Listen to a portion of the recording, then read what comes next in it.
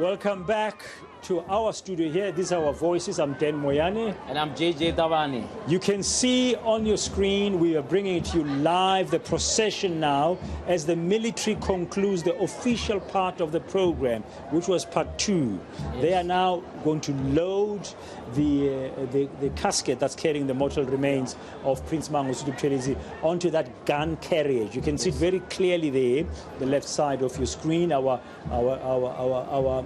cameraman Ubonga on the right side also showing you a different angle from the back. You can see right at the back there our studio where we're seated with JJ. From here they'll be heading to part 3 of the special official category 1 funeral, which will take place at the cemetery Kwapindangene, which is where Prince Mangosuthu Buthelezi was staying and living. There is a cemetery there, and that will mark the end of today's ceremony with a 21-gun salute and the final family burial rites. Only a few people allowed to go there, Braden, with I think the president, a few selected people.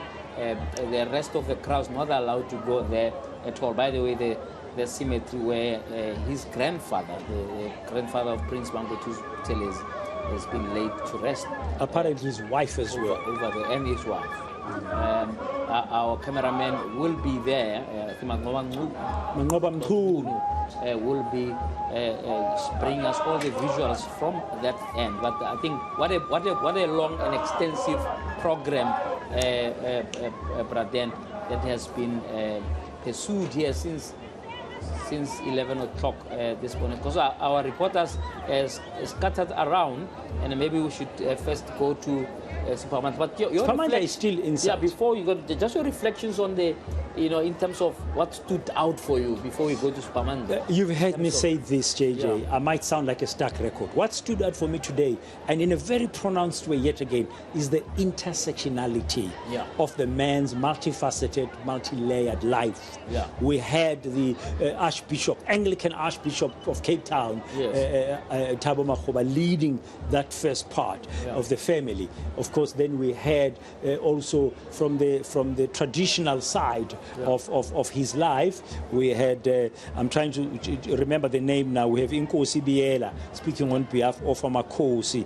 Then we had his son speaking with, there was a tribute on behalf of King Mrs. Zulu. So that's marking Inkosi Buthelezi. Then we had the political side of it, which was the party and stuff, and the parliament side. That's the thing. Then you also now, as you've seen, the presence here, even now, of Amabutho. And they were singing. You had Christian hymns intersecting with traditional Zulu songs, why are we fighting? This is our land, a very popular tune here.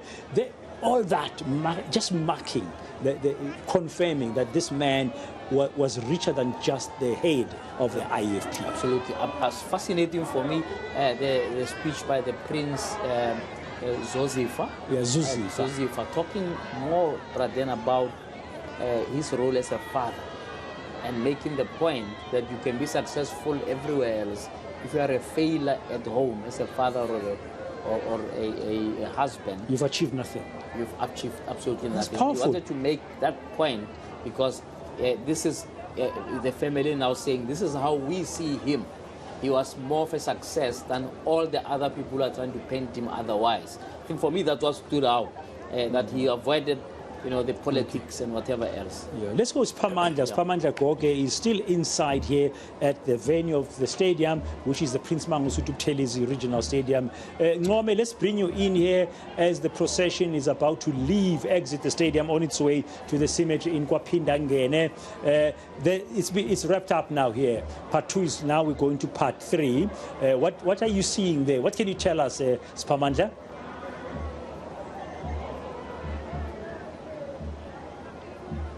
As being according to the departed Prince of Kwapindangene, there is still some action that is taking place here at the Prince Mangosuthu Buthelezi Regional Stadium, a stadium that Prince Mangosuthu Buthelezi held so many political and cultural events in.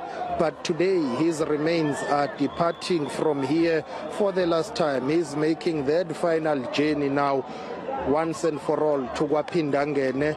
2019, this is where he addressed the thousands of IFP members and supporters who had attended the national conference of the IFP, where he handed over the political baton to Velenkosini Hlabisa. As you were mentioning earlier on about some of the highlights and things that stood out for you, but then allow me also to add to what you have said. The Speaker of the National Assembly, Nosiviwe Mapisa Nqakula, touching on how this has demonstrated that democracy and culture and tradition can coexist. She said they did not know that you can have a special official funeral category 1 with the presence of Amabuto and have a program that can be co-chaired and co-run in a sense that it will still achieve its aim. All the factors and all those who wanted to pay tribute to Prince Mangosuthu Buthelezi, from Amabuto, members of the IFP, as well as the state-led aspect of this special official funeral, all of those were catered for. It would have been difficult to eliminate and leave one part of Prince Mangosuthu Buthelezi's life. You needed to accommodate his royal roles and responsibilities as the traditional prime minister to the Zulu monarch and nation. You needed to give IFP members, leaders and supporters a chance to also pay tribute and homage to their departed founder of their party. But at the same time, this has been a state-led funeral service whereby it's been designated the special official funeral category 1. So therefore, all those needed to be taken care of.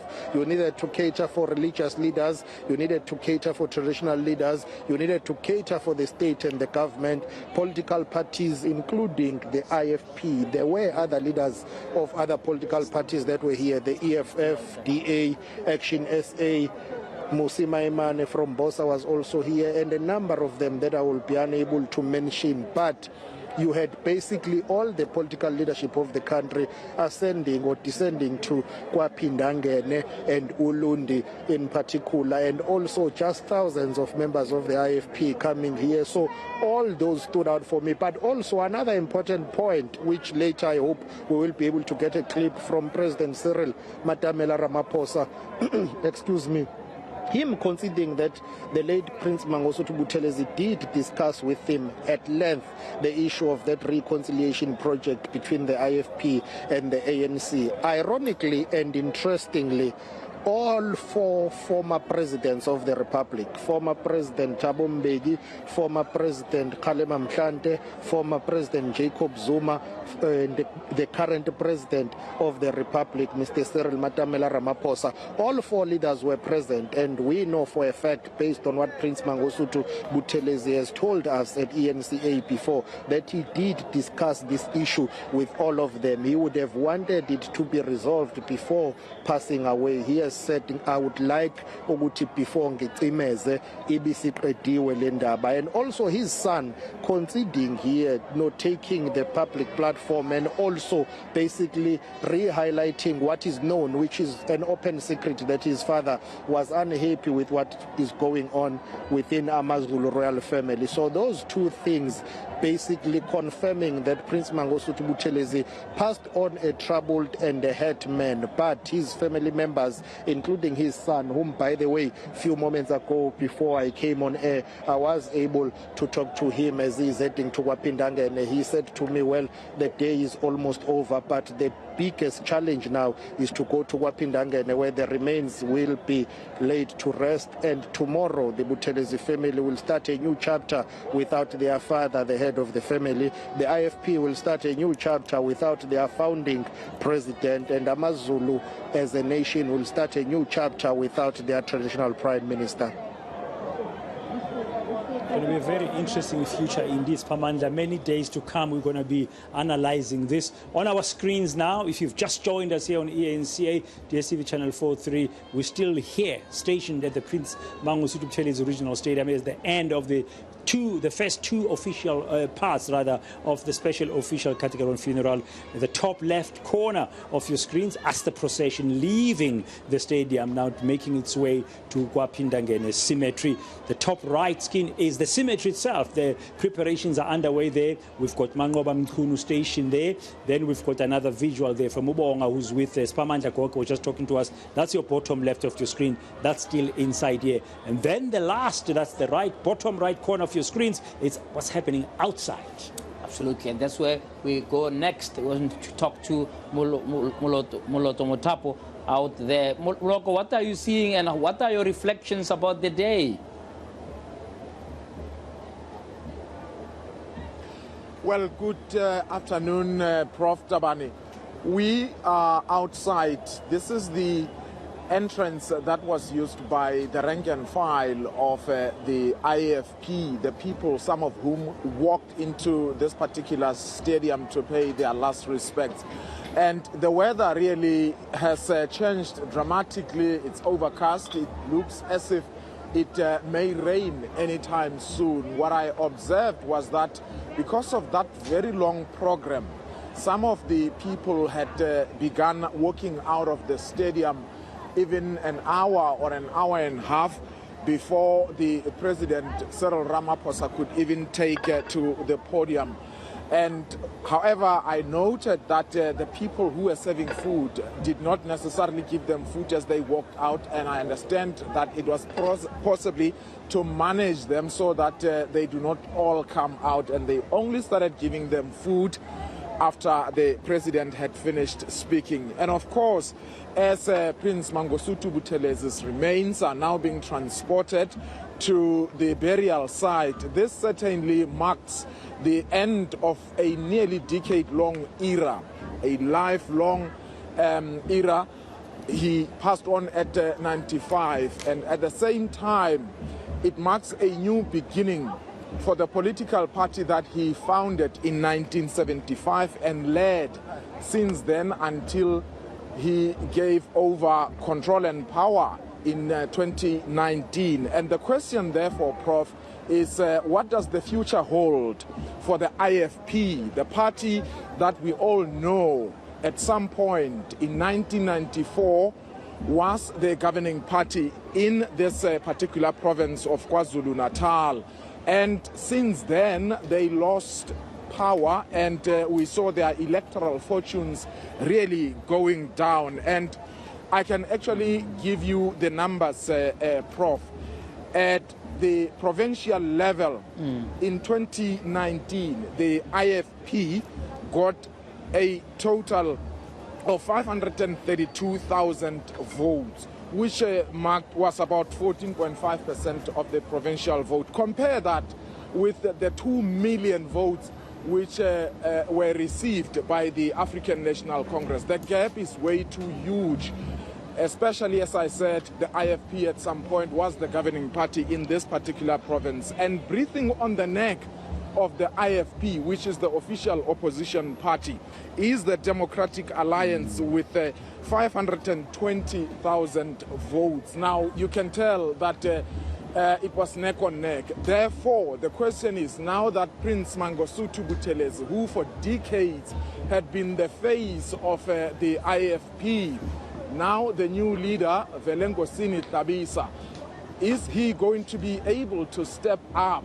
and perhaps become the recognizable face of the IFP, not only in KwaZulu-Natal, because you look at the numbers in other provinces. Let me give you an example. 532,000 votes in KwaZulu-Natal.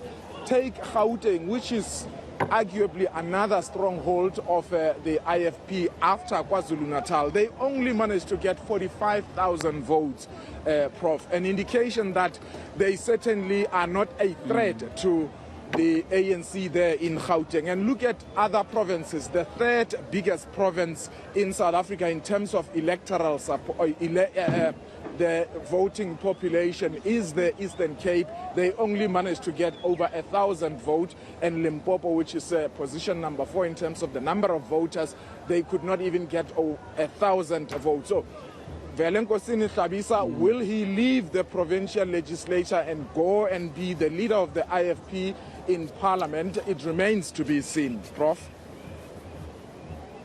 It really remains to be seen, JJ. That's Muloko Muloto, by the way, not Mutapo. Anyway, it remains to be seen, indeed, because you had a chat with Velenkosini Hlabisa, the president of IP recently. But that's one of the questions that we're going to have to ask the IFP, what's going to be happening next. But, you know, in our studios in Hyde Park, we have our colleague and historian, Umabuto Ngobo, you know, who's still there with us. We want to bring him in now, just as we continue. Before we go to Mangoba Mchunu, you can see the top right corner of our screens live. The cemetery is getting ready. Mangoba has set up there. Now, Mabuto, good afternoon. I mean, I spoke about the intersectionality, the culture, the democracy, the politics, the man and his faith. For you, Mabuto, as you were observing this two parts of the funeral here, what came top of mind for you? What stood out for you, Mabuto? Thanks, Pradhan, and to the viewers at home. You see, where you are, Ulundi, is the sacred place for Amazulu nation, because that where the last battle, after the battle of Sandwana, the Anglo-Zulu War, where the Zulu army was totally defeated by the British Army in July of 1879. So it's a sacred place, and also it's the place where the capital, the last capital city of the Zulu nation, which was the capital city under King Cetshwayo, who was the last king of the independent Zulu nation, was. But at the same time, as someone who grew up in KwaZulu-Natal in the 80s and the early 90s, it was so touching. And at the same time, emotionally, to see leaders of different political parties, ANC, IFP, EFF, etc., because there was a time, we may take this thing for granted, there was a time where there were some places called Alupatwa, no-go areas in English, in KZN. Ulundi was one of those areas where certain political parties, it was unthinkable that you will see what we are seeing today. We may take those things for granted, but at the time when there was that black-on-black violence, you know, you will never expect what is happening today. So at least it shows that the country is going somewhere, is moving somewhere from that era where we're coming from. But also what really touched me was the speech of the President Cyril Ramaphosa. He spoke about the role, because I mean, many of us, when we talk about Prince Mangosuthu Buthelezi, we often look at him as a leader of a political party and talk about him based on the black-on-black violence in the 80s. But he also spoke about his role in the fight against HIV and AIDS. You recall that in 2004, he lost two of his children because of HIV and AIDS. And that was a time when there was still that stigma against HIV and AIDS. And he spoke out and told the mourners and the whole country that his children died because of HIV and AIDS. And also, he did not stop there. His political party, because the IFP at some point was leading the KZN, they provided the so-called PMTCT, Prevention of Mother-to-Child Transmission, the Nevarapine, to protect, because there were so many children that were born with HIV and AIDS. So those are the things that stood up for me, Pradhan. Oh, thank you very much, Mabuto, a colleague and a historian, making some very interesting points, saying that from what happened in the past with Ulundi in the place of history, when there was a very difficult moment here in terms of the so-called black-on-black violence, you would not have ever imagined that there'll be a day like this. Yes, as all these political and we take things for granted. Roof. We try to move on, but this is a very significant moment. Absolutely. We've got Mr. Singh, who is the Member of Parliament of the IFP, and of course a big day for the IFP, Mr. Singh, almost I don't want to say a rally of celebration, clearly with a very big stamp of the IFP. How are you feeling about how the tribute to your founder went over the last few days and today in particular? Well, I think good afternoon to you and to your viewers. I think we didn't expect the send-off to be as big as this. And there's been an outpouring of love for weeks now from the time he was hospitalized. We're getting messages, international messages, local messages. But I think in the last week or so after we heard of his passing, I mean, we are overwhelmed, but not surprised, because we know the stature of the person, and we know that he was not only a South African figure, but he was an international figure who dined with kings and queens and prime ministers around the world and presidents around the world. But I think what came out quite clearly today from all the speeches was that it proved that Prince Buthelezi was a patriot. He loved this country dearly. And yes, he had his own views on certain issues, as he did, you know, in the last few weeks before he was hospitalized, or even in the State of the Nation addresses. But he always did it with knowing that country comes first. And that's something that we appreciate very greatly. Yes. Is there anything that stood out for you in terms of the reflections of people? I mean, we saw when we see his biography, very extensive, 11 pages in all in the official program. But anything that particularly stood out for you, particularly when it comes to this whole talk about reconciliation? We all know that he has always said before he passes away, he would have wanted reconciliations to happen. Nobody knows whether or not it's something that will happen after it didn't happen for 30 years. Yeah, well, you know, I've been at the center of that reconciliation process. Because a few years ago, and I sit as the chief whip in Parliament, and I sit next to him. And every time a session ended, you would find senior cabinet ministers, including even if the president of the country was there, they would walk across, or he would walk to them, and they would greet each other and hug each other. And then he said to me one day, said, Chief Whip, hey, look how these people come to me, but there's unfinished business. Can you do something about it? Yeah. And I was requested by him, and I worked with Minister Jeff Adebe at that time.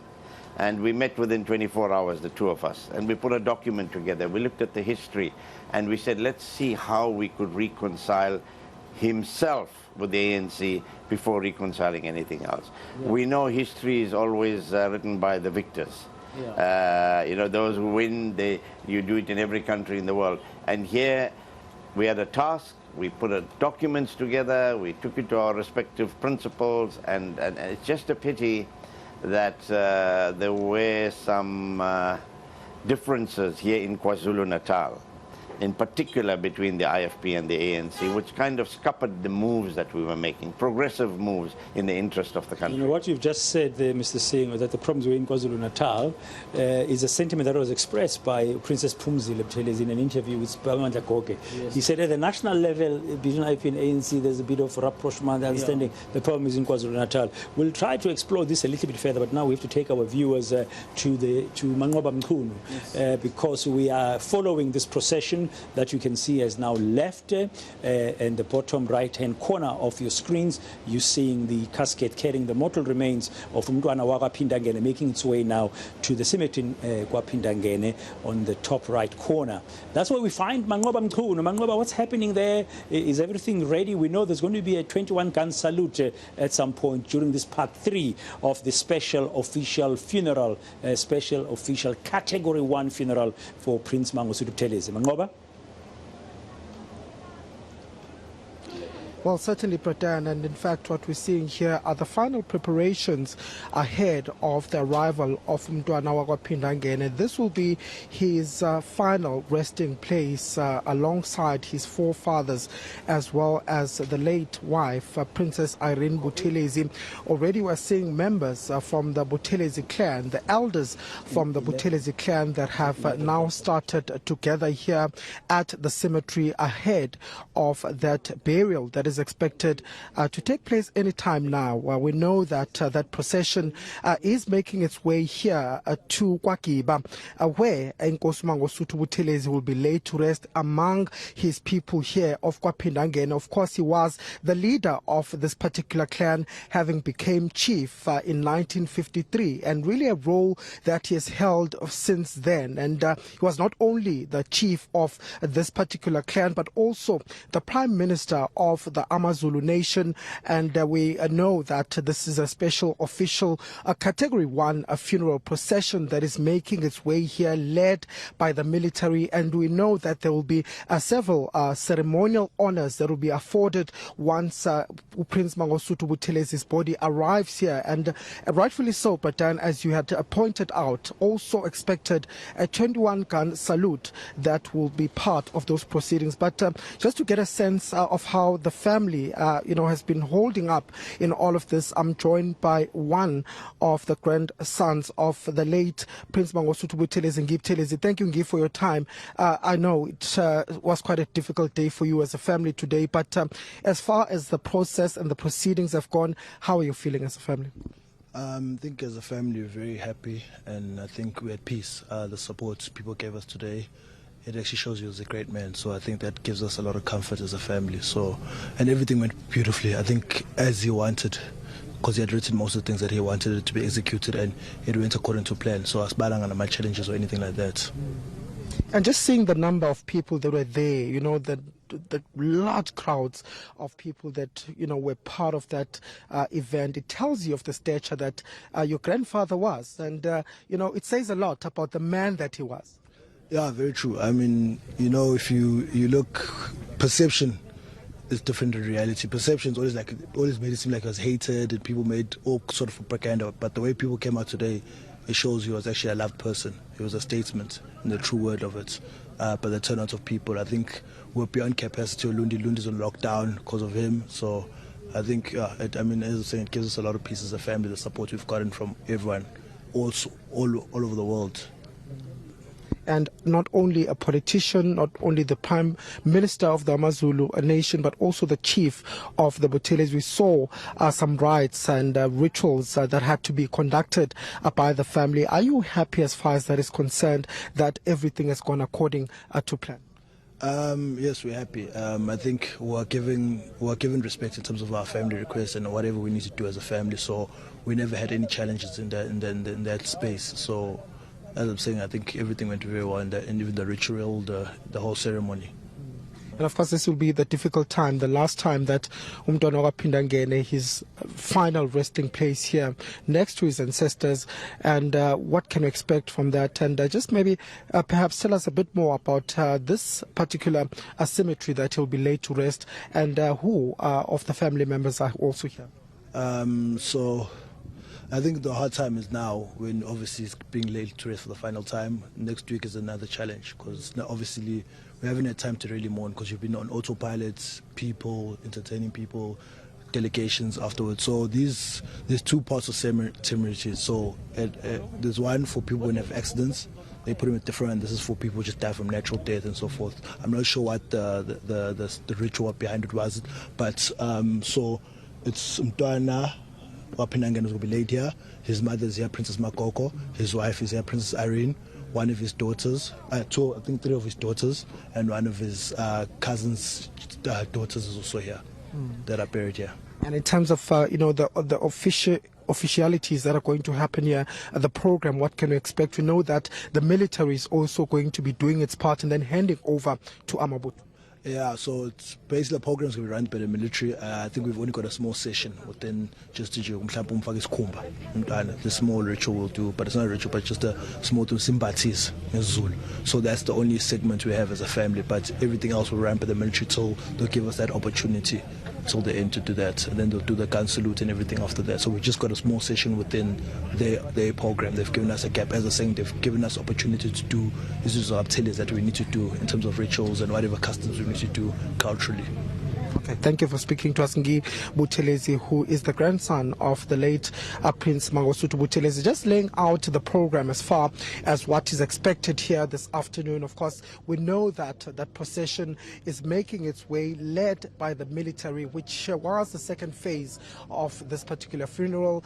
We know that Amabutu are also going to be gathering here to welcome Umntwana Pindangene as he comes for the last time among his people here at Kwaphindangene and will be laid to rest, as we heard, next to his mother, the late Princess Makoko Katinizulu, as well as his wife, Princess Irene Buthelezi, his 3 daughters, also among those here at the cemetery of Kwagiba. And of course, we're expecting those ceremonial, honors to be carried out when the military arrives here. I can tell you that it's already a hive of activity here. There are mourners that are also making their way here, as well as some of the Amabuto and the elders of the Buthelezi clan that are preparing essentially to receive Umntwana Phindangene, as of course he arrives here for the final burial, the place that he'll now be planted among his ancestors.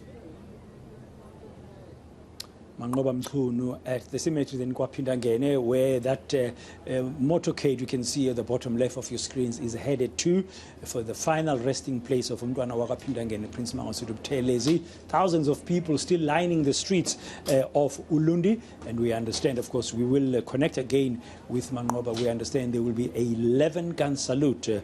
Apologies earlier, I said 21 gun salute. We're so used to the 21-gun salute, but for this special official Category 1 funeral service, as they lay Mangosuthu Buthelezi in his final resting place, there will be the 11-gun salute in his honor. Absolutely, brother. And lots of cultural overriding, in a sense, like as you are calling it, the intersectionality. I want to explore a little bit of that theme with Mabuto, our historian in the studio. Mabuto, what did you pick up from the speech read on behalf of King Mesizulu that stood out for you in terms of this occasion? Thanks, Prof. JJ. For me, what stood up was when the prince, who's the very senior prince of the Zulu royal house, was talking about the history, about how it happened that Prince Mangosuthu Buthelezi became the prime minister of Amazulu nation. He spoke about that, saying that actually what happened there, Inkosi Solomoni decided that, or persuaded his sister to marry to marry Buthelezi, so that at the end of the day we have somebody like Prince Mangosuthu Buthelezi. And as a result of that, Prince Mangosuthu Buthelezi grew up at Gwadlamahlahla, one of the Amazulu royal palace. One will assume that that was meant to make sure that he grew up under his leadership, and he also learned some leadership skills there, so that when he himself become the prime minister of Amazulu nation, he is familiar with what is supposed to be done.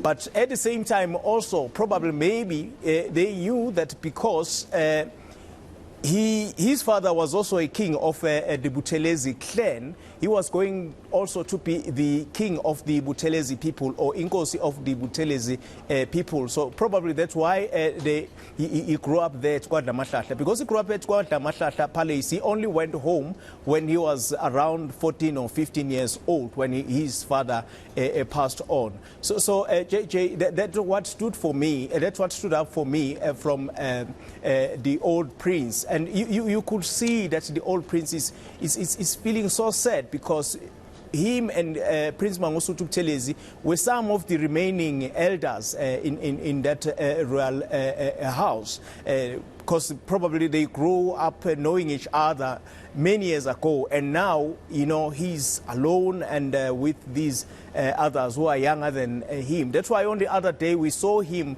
the way he cried, you could see that he's feeling that pain, that part of him is gone. So that's what stood up for me, yes. Prof.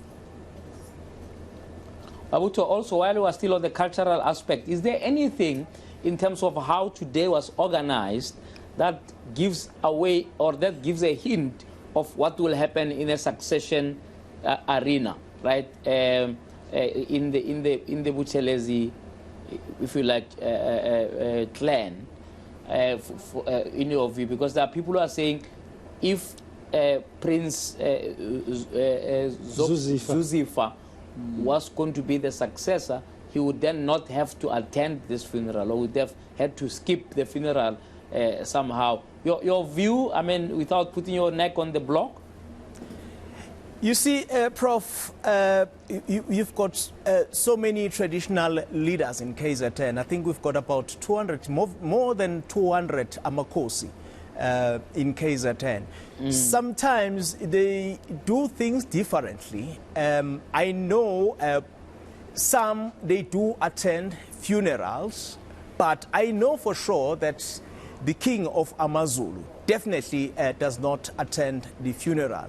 But I know some of Amakosi will go to the funeral and they will do all those kinds of things. But there are some who do not. So it's not like all of them do the same. Some they do, some, but the one that I definitely know is that AmaZulu king definitely does not go to the funeral and all those kinds of things. But I know others, they do. So there is that thing. But at the moment, we do not know who is going to take over that kingship of the Buthelezi clan, because we know currently there is a regent. Probably it's something that the family will sit down and talk about it, who exactly is going to take over. It's one of those things that, you know, we saw with the Zulu royal monarchy. We know what happened there. So we hope that that family, it's not going to be the same as with what happened with the AmaZulu royal monarch. You know, Mabuto, it's very interesting you mentioned that point, because yesterday when I interviewed the acting at the moment Inkosi Buthelezi, Ubekuyise Buthelezi, he said, I asked him that question yesterday at Kwapindangene. He said, well, he answered it this way, which I found interesting because he speaks to that intersectionality for me again. He says, well, Umduana had one wife, and Umduana has got a son who's been around here, who's leading us. And that's all I can say. For us, the road forward is clear, meaning he is leaning towards perhaps Uzuzifa. Yeah. But as you said, Mabuto, we have to wait until we can find out. Mabuto, a question. It's very clear that Umntwana Wakapindangene wanted that his burial service must be a Christian-led one. And there was a debate about whether there will be some midnight ceremonies by the men of the Buthelezi clan before this. But now he's going to be laid to rest. It looks like his faith, his Christian faith, trumped that kind of culture for Inkosi. We shouldn't be surprised, should we? No, we should not. We should not be surprised. Actually, there are so many others in KZN, even traditional leaders who are Christians, but at the same time who are also traditionalists, who still practice traditional ways of doing things. So we shouldn't be surprised at all. Actually, if you listen to most of the speakers, they were saying that more than anything else, Prince Mangosuthu, Inkosi Mangosuthu Buthelezi, was also a Christian. So Christianity to him came first, and then other things they will follow after Christianity. So to answer your question in a simple way, Braden, we shouldn't be surprised at all. And it's not only Prince Mangosuthu Buthelezi. There are other traditional leaders who also, do the same way as Prince Mangosuthu Buthelezi did today. But interestingly also, while we're still on that, you'll recall that his father, Inkosi Umatole Buthelezi, was a polygamist. But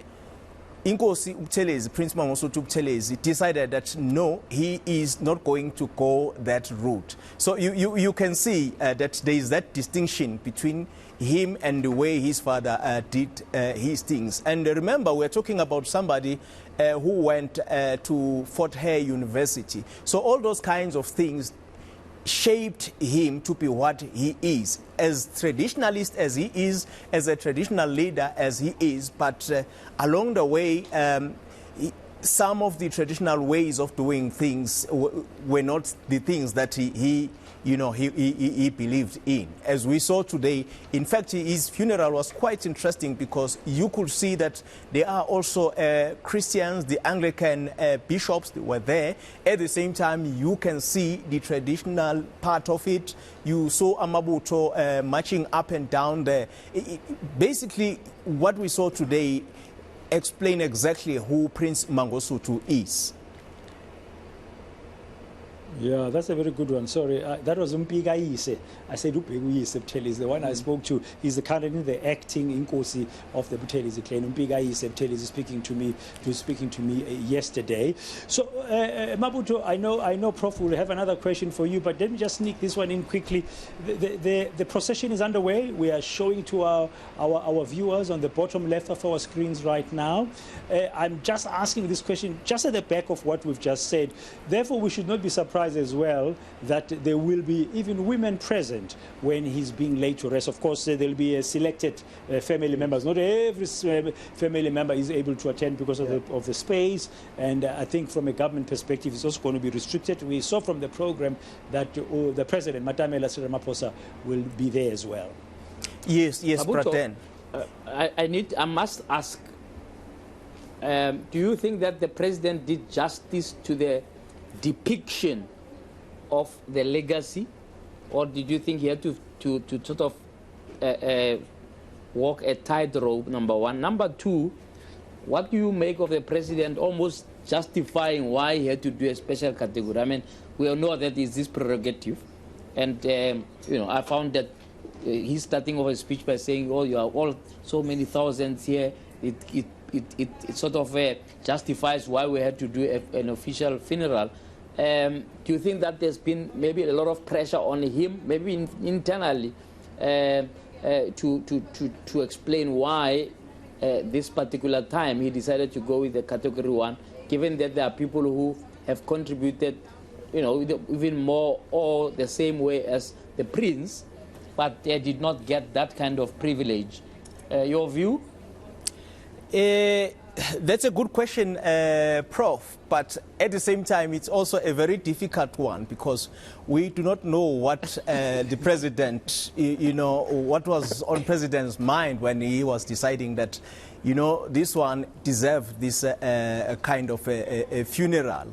It's a very difficult one. But also, I will think that probably because he was one of the oldest MPs, one of the person who was there when the late former President Nelson Mandela became the President of the Republic, but also because he was there, because we've had so many speakers, the former President of Nigeria saying that explaining the role of Prince Mangosuthu Buthelezi, talking about eNCA, how it was formed, and all those kinds of things. So I know there is the temptation among the writers, scholars, to only focus on the 80s, 90s, during that black-on-black violence.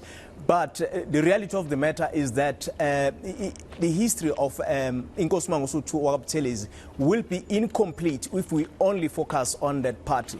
Because his history starts right there when he was at Fort Hare, when he met the likes of former president of Zimbabwe, Robert Mugabe, and many others, and when he formed the eNCA, which was a cultural movement at the time, with the blessing of the late president of Zambia, popularly known as KK, Kenneth Kaunda, up to the time when there were those disagreements over the issue of the way forward. Because remember, these are the people who were pushing the struggle against apartheid, but they differ on the strategy forward, because the ANC, on the other hand, was saying that, look, we are now pursuing the armed struggle, we are now pursuing sanctions, and then Inkosi Buthelezi was saying, no, I do not think it is a right way of doing things.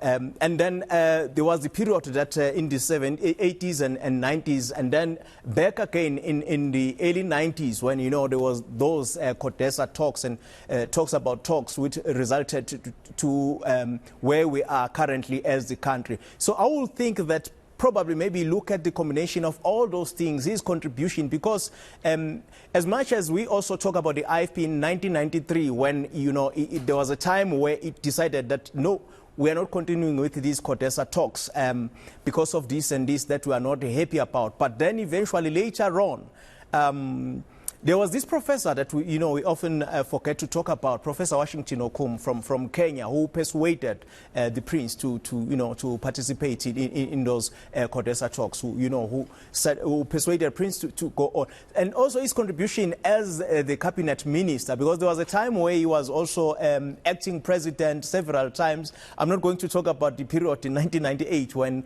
he sent the army to Lesotho, to sort the problems there. So I think he looked at all those things and then probably decided that he deserved this kind of a funeral. Yeah, indeed. I mean, and you are quite right about not looking one-dimensional, to look at post-1994. And as you said, a temptation to focus on the 80s. But do you think, this is a question you left out, that the president depicted that balance, or there was a temptation to just eulogize and say this was almost a saint? Because I'm struggling to find anything in the president's speech that acknowledged, because remember, thousands of people died, and those people to date may not have closure, including people from the IFP. It's not an eNCA IFP thing. Just this week, there were some people who were saying, oh, even the IFP people, they have not had memorials, etc. I asked Mr. Tabisa, when I spoke to him on Power to Truth on Wednesday, what he thinks of the closure, to close the loop. Because reconciliation can be a theory until there's justice, truth, and closure. And in this case, we're talking simple thing like a memorial.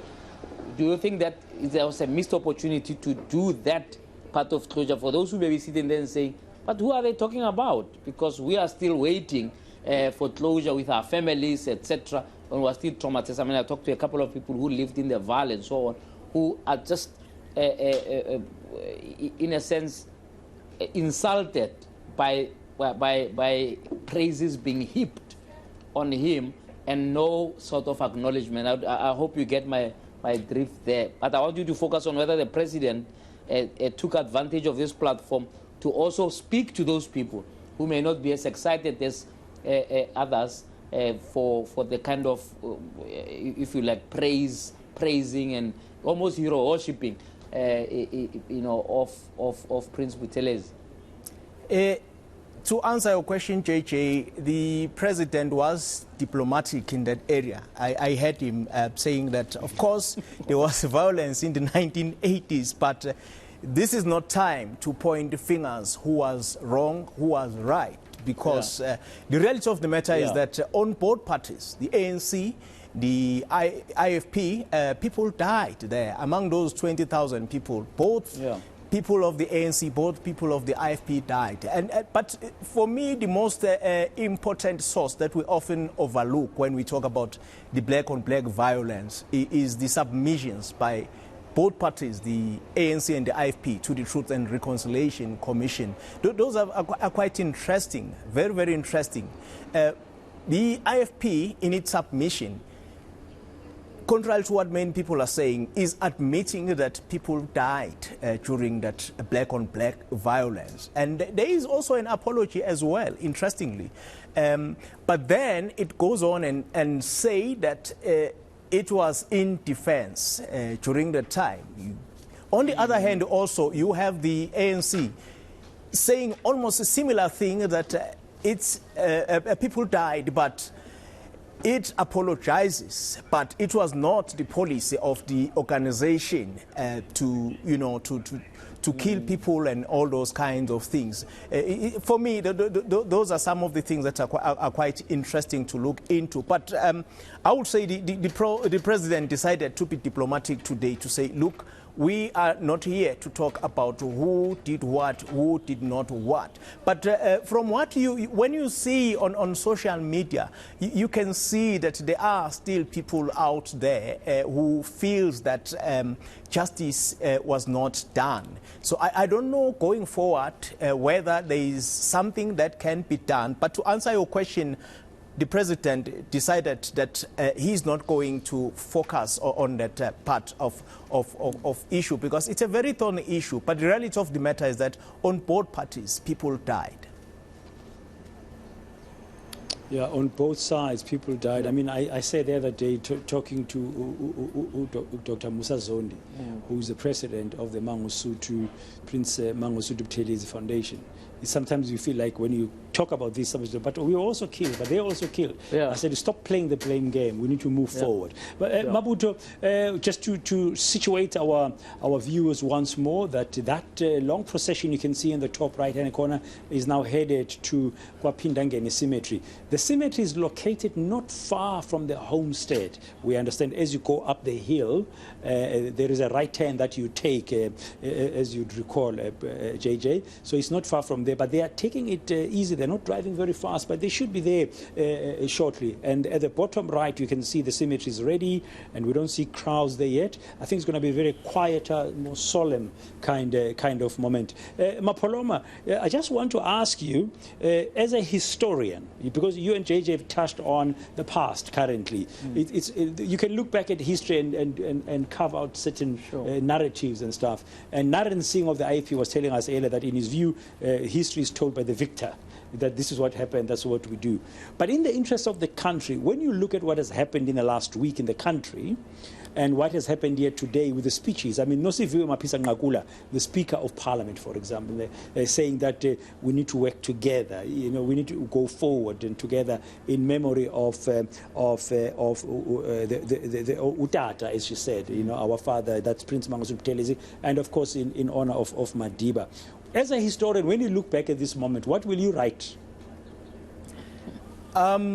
Look, the reality of the matter is that we are all human beings, whether we are journalists and historians. At some point, our backgrounds, religion, and all those kinds of things, they tend to influence our writings. And we cannot run away from that issue. But it's very important, as historians, academics, to try our best to ensure that whatever we write, we try to balance things out. For me, I've said it several times that it would be incomplete to talk about Prince Mangosuthu Buthelezi and only focus during that period of the 80s and 90s and leave alone that period from when he was at Fort Hare, from when he was interacting with the leaders of the ANC in exile.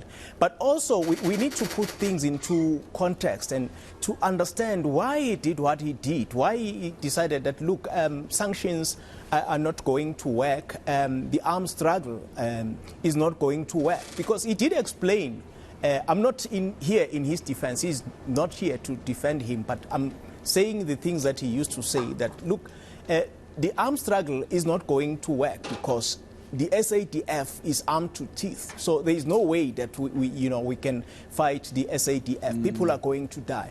But you must also think of him as because the other day he was talking about how his mother told them how their grandfather, King Dinuzulu, was taken away from them after the 1906 Bambata Rebellion, the Poltex War, which was waged by King Bambata of the Zondi people. And then the authorities said that he also collaborated with King Bambata of the Zondi clan. And then he was taken away from them. Those kinds of stories, he didn't read them from university books like we do when we went to university. He heard from first hand from his mother. So those are the kinds of things that shaped him, that probably they make him to take certain decisions. He also aware, as much as we talk about the victory of the Zulu army at the Battle of Isandlwana on the 22nd of January 1879, but not far where you are, there was a palace of the last king of the independent Zulu nation, King Cetshwayo Kampande. There was a battle there. That place is littered with blood of that army. People were killed there by the British army. They were defeated, and King Cetshwayo was taken away. So those kinds of stories, he knew that if we wage a war, probably if we lose, there are casualties in a war. I'm not defending him, but I'm trying to look at probably maybe the things that he saw, he realized that are not going to work, So yeah. On the other hand, you know, you also have the issue of sanctions and all those kinds of things. But again, it will be incomplete just to focus on that part on that period. We need to look at it holistically, because from 1994 he also, you know, became something else. He became the Home Affairs Minister. He was also the acting president. At some point, he even said that after 1999 election, former President Thabo Mbeki wanted him to be the president of the Republic, but there were some disagreements there and there.